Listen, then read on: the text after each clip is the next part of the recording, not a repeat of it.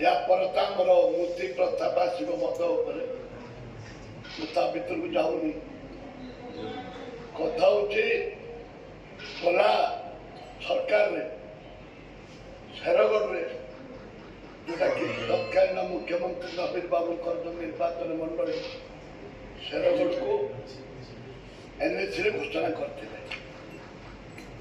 पर मुहूर्त माननीय मुख्यमंत्री की जदि मिसी पारि ना तृतीय फ्लोर में मो धारणा देवाई आमरण अनशन करने मरीगुमा ब्लॉक रे एनएसी करने मो चिठी लिखी एवं से तृतीय महला को जो मैंने परिचालना करते देखा करते पर मुहूर्त किसी ब्लॉक किसी पंचायत को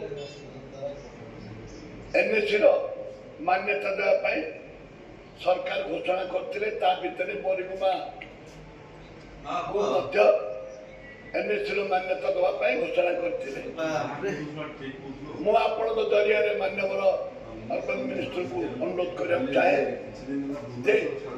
मरीगुमा को जो एनएसी तत्कालीन सरकार घोषणा करते से मान्यता मिलो कि नहीं आपण जरिया पचार द्वितीय अविभक्त कोरापुट जिले स्वास्थ्य अवस्था एपरी भाव झाड़ा बांति शह शह लोक मरीगले आपणकर दशमतपुर ब्लॉक आरंभ कर लक्ष्मीपुर आरंभ कर गुणपुर पर्यंत विषम कटक कम से कम 15 जन मरीगले एवं मुझे सरकार को अनुरोध करुचु स्पेशल टीम माननीय मंत्री जो चीफ अच्छा एवं पार्लियामेंट अफेयर्स हेल्थ मिनिस्टर माननीय मंत्री तुरंत पदक्षेप ने कि जोटे झाड़ा बांति एवं डायरिया एवं team of doctor Cuttack Berhampur Koraput team of doctor जो अंचल गुणपुर आमर विषम कटक अंचल जो झाड़ा बांति लोक मरुंट टीम ऑफ डॉक्टर लोक दलीय हिसाब से मुझे चाहे मैडम ये राजनीति न हो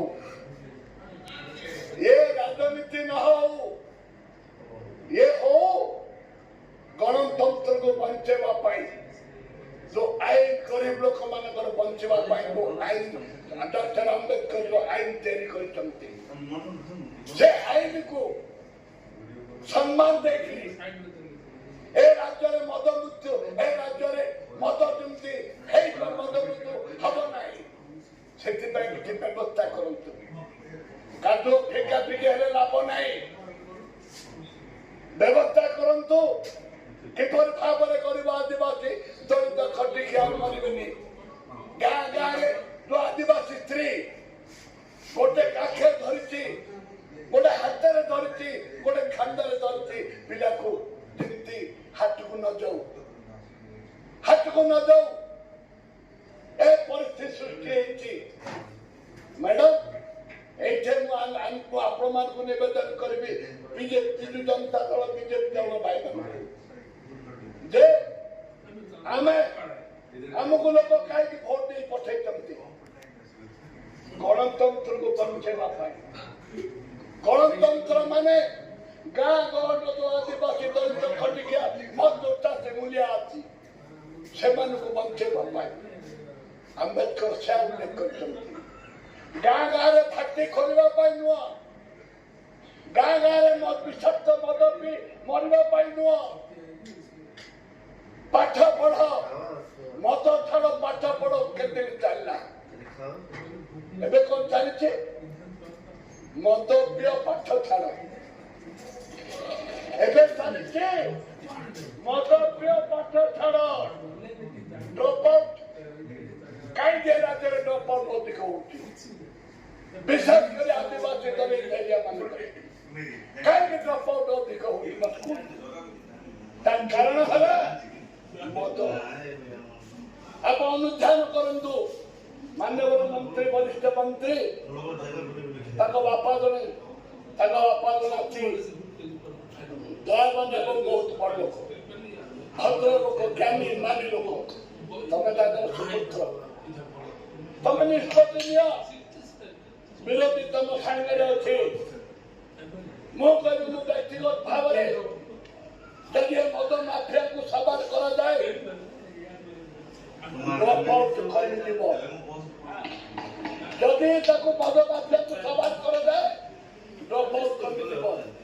ଆପଣ କଟକ ଯାଉନାହାନ୍ତି ଗରିବ ଆଜ୍ଞା ମୁଁ ଗୋଟେ କଥା କହିବି ମନ୍ତ୍ରୀ ଛାତିରେ ହାତ ଦେଇ କହିବି ଯୋଉ ସହରକୁ ଯିବେ ଯୋଉ ଗାଁକୁ ଯିବେ ପାନ ଦୋକାନରେ ମଦ ମିଳୁଥିଲେ ନେଇ କୁହନ୍ତୁ ପାନ ଦୋକାନ ଢାବାଠୁ ଆରମ୍ଭ କରି କୋଉ ଏମଏଲଏ କହିବେନି ତାକୁ ନିଜ ନିର୍ବାଚନରେ ପାନ ମ୍ୟାକ୍ସିମମ୍ ପାନ ଦୋକାନରେ ମଦ ମିଳେ କିଏ ମନା କରିପାରିବ ମାନ୍ୟବର ମନ୍ତ୍ରୀଙ୍କ ନିର୍ବାଚନ ମଣ୍ଡଳୀ ଢାବା ପାନ ଦୋକାନରୁ ଆରମ୍ଭ କରି ଚାରିଆଡେ ମଦ ବିକ୍ରି ହଉଛି ଦଶହରା ନାହିଁ ଗଣେଶ ପୂଜା ନାହିଁ ଶିବରାତ୍ରି ନାହିଁ ଯୁଆଡେ ଗଲେ ଫୁଡୁ ଯୁଆଡେ ଗଲେ ଔଷଧ ପକେଇ ଫିଙ୍ଗି ମୁଁ ଦୁଃଖରେ କହୁଛି ମ୍ୟାଡାମ ତାକୁ ଯଦି ସରକାର ଦଳୀୟ ଭାବରେ ନ ନେଇ ତାକୁ ଯଦି ବିରୋଧୀ ଆମେ ଦଳୀୟ ଭାବରେ ନ ନେଇ ତାକୁ ଯଦି ଆମେ ଯଦି ମହାତ୍ମା ଗାନ୍ଧୀଙ୍କ ଯୋଉ ଆଦର୍ଶକୁ ଆଖି ଆଗରେ ରଖିବା ଆପଣ ପଛରେ ମହାତ୍ମା ଗାନ୍ଧୀ କହିଛନ୍ତି ମହାତ୍ମା ଗାନ୍ଧୀ ଚଷମା କାଢିଦେଲେ ମହାତ୍ମା ଗାନ୍ଧୀ ହାତ ଧରି ତମ ହାତ ଟେକିଦେଲେ ଆରେ ଜାନୁଆରୀ 26ରେ ପ୍ରବଳ ମଦ ଅଗଷ୍ଟ 15ରେ ପ୍ରବଳ ମଦ ଏ ପରିପ୍ରେକ୍ଷୀରେ ମ୍ୟାଡାମ ଯଦି ମଦକୁ ଆମେ ରାଜନୀତିରୁ ଉର୍ଦ୍ଧ୍ୱ ରହି ଯଦି ସମସ୍ତେ ବିରୋଧ ନ କରିବା ଯୋଉ ଇଲିଗାଲ ମଦ ବିକ୍ରି ହଉଛି ଆହୁରି ଶହ ଲୋକ ମରିଯିବେ ଇଏ ତ ଆରମ୍ଭ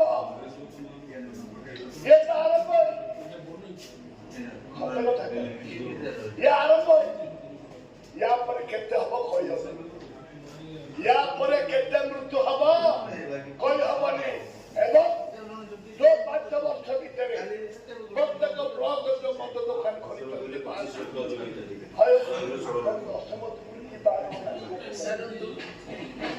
विधायक श्री अशोक दास मैडम आमर 20 मिनिट अच्छी आमर आम शेयर कर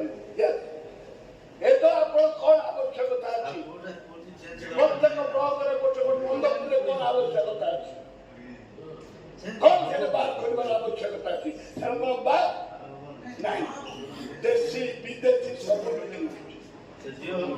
बिक्री किए करते जनता बीजेपी सभापति खोले चैलेंज आम हृदय को बाधुची मान्यवर मंत्री से बात मन को तुरंत बंद करूँ एवं से आम विधानसभा पार्टी तुंड गंडल कर बंद से मो निर्वाचन मंडल एवं से मान्यवर महाशय आम निवेदन कर मैडम संपूर्ण बंद ओडिशा संपूर्ण बंद कर पूरा बंद कर पूरा संपूर्ण बंद कर धन्यवाद मान्यवर मंत्री जो उत्तर रखिंट मुझे ग्रहण कर मद मृत्यु गरीब आदिवासी दलित खटिकिया मजदूर जो अच्छा से ଜାଗାରେ ବେଆଇନ ଭାବରେ ବିଷାକ୍ତ ମଦ ବିକ୍ରି ହୁଏ। ଏଇଟା ସତ୍ୟ। ଏ ଆଜି ନୁହଁ। ମୁଁ ଯେତେବେଳେ 2000 ମସିହାରେ ବିଧାୟକ ହେଇକିରି ଗୃହକୁ ଆସିଥିଲି 2002-3ରେ ଏ ଗୃହରେ ମୁଁ ଉପସ୍ଥାପନ କରିଥିଲି ଇତିହାସ କହିବ ଯେ ବିହାରୀ ଭାଟି ବିଜୁ ଜନତା ଦଳ ଏବଂ ବିଜେପି ଦଳ ମିଳିତ ଭାବରେ ସରକାର କରୁଥିଲେ। ସେଇଠି ବିହାରୀ ଭାଟି କରିବା ପାଇଁ ଭାଟିକି ଯଦି କିଏ ଅନୁମତି ଦେଇଛି ସରକାରୀ ଭାବରେ ତାହେଲେ ବିଜେଡି ବିଜେପି ମିଶିକି ଦେଇଛନ୍ତି। ଏଇଟା ଇତିହାସ। ଏବଂ ମ୍ୟାଡାମ ଏ ଗୃହରେ ମାନ୍ୟବର ପୂର୍ବତନ ଏକ୍ସାଇଜ ମିନିଷ୍ଟର ଅଛନ୍ତି ବିଜୁ ଜନତା ଦଳର ନିରଞ୍ଜନ ପୂଜାରୀ ଏବଂ ଆମର ସେତେବେଳକୁ ସିଦ୍ଧେବ ଅଛନ୍ତି, ଆମର ଅପାବି ଅଛନ୍ତି, ବିଜେପିରେ ବି ଅନେକ ପୁରୁଣା ବିଧାୟକ ମାନେ ଅଛନ୍ତି।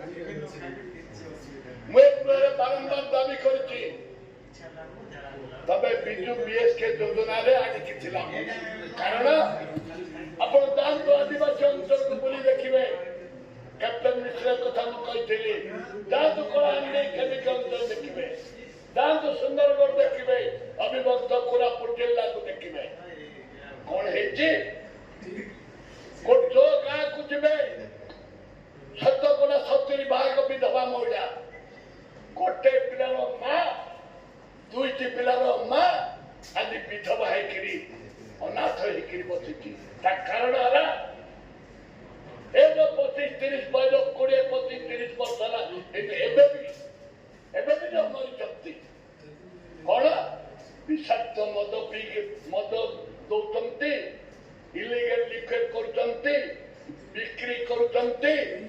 ତାହେଲେ ଏକ୍ସାଇଜ ବାଲା ବି ସମ୍ପୂର୍ଣ୍ଣ ଭାବରେ ଜଡ଼ିତ ଅଛନ୍ତି, ପୋଲିସ ଭାଇମାନେ ବି ସମ୍ପୂର୍ଣ୍ଣ ଭାବରେ ଜଡ଼ିତ ଅଛନ୍ତି। It is a regular practice. It is a regular practice. ବିଧବା ହବାଟା ମଦ ଖାଇକିରି କିଡନୀ ଫେଲ କରୁଛି, ହାର୍ଟ ଆଟାକ୍ ହଉଛି, ବିଭିନ୍ନ ପ୍ରକାର ବେମାର ହଉଛି, ଟ୍ରିଟମେଣ୍ଟ ହେଇପାରୁନି। ତମର ଏ କାର୍ଡ କିଛି କାମକୁ ଆସିପାରିବ ନାହିଁ।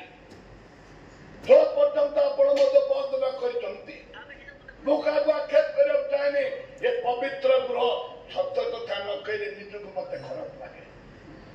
ଗଲା ସରକାରରେ ଗୋଟିଏ ବ୍ଲକରେ ବିଜୁ ଜନତା ଦଳର ନେତା ମାନଙ୍କୁ, ଆଜ୍ଞା ଗଜପତପୁରରେ ବିଜୁ ଜନତା ଦଳର ନେତା ମୋ ଦୋକାନ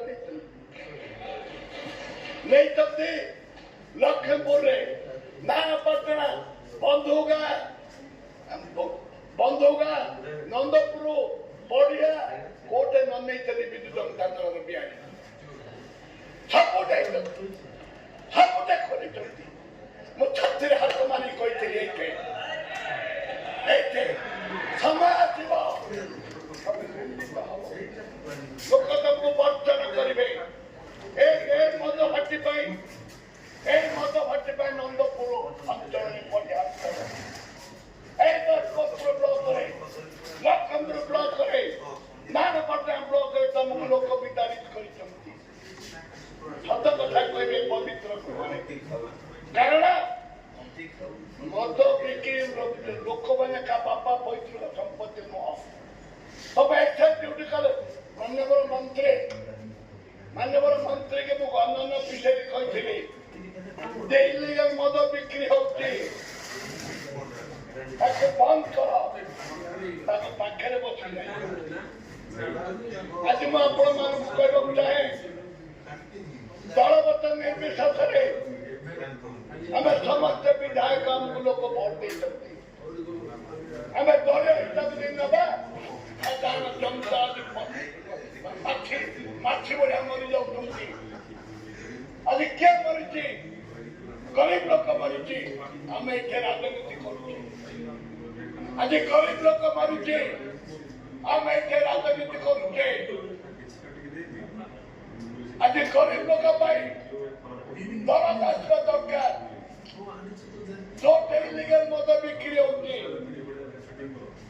ଯୋଉଟେ ମଦ ଇଲିଗାଲ ବିକ୍ରି ହଉଛି ତା ପାଇଁ ଆଇନ ଅଛି, କଠୋର ଦଣ୍ଡ ବ୍ୟବସ୍ଥା କରିବାକୁ ପଡିବ।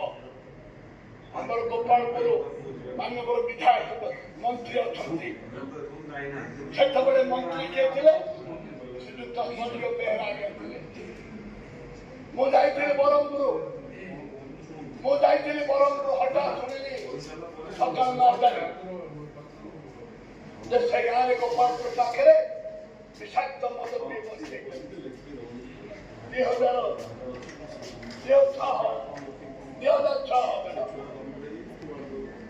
ଭୋଜି ଖାଇ ଯାଇଥିଲି। ଅଜ୍ଞାନ ବିଜେଡି ସେତେବେଳେ କଂଗ୍ରେସ ଥିଲା, ବିକ୍ରମ ପଟ୍ଟନାୟକର ବାହାଘର ଭୋଜି ଖାଇଲି। ମନେ ଅଛି ସେତେବେଳେ ଆମର ପୂର୍ବତନ 15 ବିଧାୟକ MP ନଥିଲେ, ତାକୁ ଡାକି ସାଙ୍ଗେ ମୁଁ କଲି, ଦେଖିଲି ସିଚୁଏସନ ଦେଖିଲି। ବିଧାନସଭା ଆସିବା ହାବା କରୁ ରିଜାଇନ୍ ଦେଇଥିଲି। 2 ଦିନ ବିଧାନସଭାରେ ତଣ୍ଟି ଫାଟି ଯାଇଥିଲା, ସେ ମନ୍ତ୍ରୀ ରିଜାଇନ୍ ଦେଇଥିଲି। କିନ୍ତୁ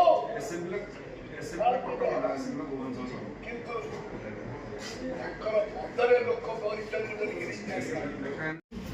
ଦୁନିଆ ମଦ ବ୍ୟବସାୟୀ ଓଡ଼ିଶାରେ ସ୍ଥାପିତ ହେଲେ ଏବଂ ଗଲା ବିଜୁ ଜନତା ଦଳ ସରକାରରେ ପ୍ରତ୍ୟେକ ବ୍ଲକରେ ବାର୍ ଖୋଲିଲେ ଏବଂ ଆଜିର ସରକାର ଯୋଉ କଥା କହୁଥିଲେ ଆମେ ମଦକୁ ସମ୍ପୂର୍ଣ୍ଣ ବନ୍ଦ କରୁ ବୋଲିକି ନିର୍ବାଚନ ସମୟରେ ଇସ୍ତାହାର ଦେଇଥିଲେ, ଆଜି ପ୍ରମାଣିତ ହେଉଛି ବିଷାକ୍ତ ମଦ ଖାଇ ଲୋକ ମରୁଛନ୍ତି। ସେ ଅଞ୍ଚଳରେ ବିଜେପିର MLA ଅଛନ୍ତି।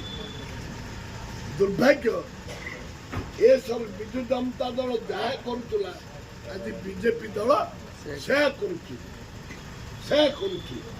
ଲୋକ ବିଶ୍ୱାସ ଉପରେ ଭୋଟ ଦେଇଥିଲେ। ଏମାନେ ଗଣତନ୍ତ୍ରକୁ ହତ୍ୟା କରୁଛନ୍ତି। ଗାନ୍ଧୀଙ୍କ ଚଷମା ନେଇଗଲେ, ଗାନ୍ଧୀ ଆଜି ମୁହଁ ବୁଲେଇ ଅଛନ୍ତି। ମୁଁ ଏକଥା କହିଛି ଯେ ମଦ ଯଦି ପ୍ରତ୍ୟେକ ଗାଁରେ 20% ମହିଳା, ଗୋଟେ ପିଲାର ମା, 2ଟି ପିଲାର ମା ଆଜି ବିଧବା ହେଇକି ଅଛନ୍ତି ମଦ ପିଇକି। ତାଙ୍କ ସ୍ୱାମୀ ମାନେ ସରକାର ପଦକ୍ଷେପ ନିଅନ୍ତୁ, ତୁରନ୍ତ ବିଷାକ୍ତ ମଦ, ଚୋରା ମଦ, ବିହାରୀ ଭାଟି ଏସବୁକୁ ବନ୍ଦ କରନ୍ତୁ। ନିହାତି ଭାବରେ ଡ୍ୟାନ୍ସ ବାର୍ ବନ୍ଦ ହେବା ଦରକାର। ଯୁବକମାନେ, ଛାତ୍ରମାନେ, ଯୁବତୀମାନେ ପ୍ରଭାବିତ ହେଉଛନ୍ତି, ତାକୁ ବନ୍ଦ ହେବା ଦରକାର। ଏବଂ ସ୍କୁଲ, କଲେଜ, ମନ୍ଦିର ପାଖରେ ଯେତେ ମଦ ଦୋକାନ ଏବଂ ବାର୍ ଅଛି ସମ୍ପୂର୍ଣ୍ଣ ବନ୍ଦ ହେବା ଦରକାର। ମୁଁ ସ୍ୱାଗତ କରୁଛି।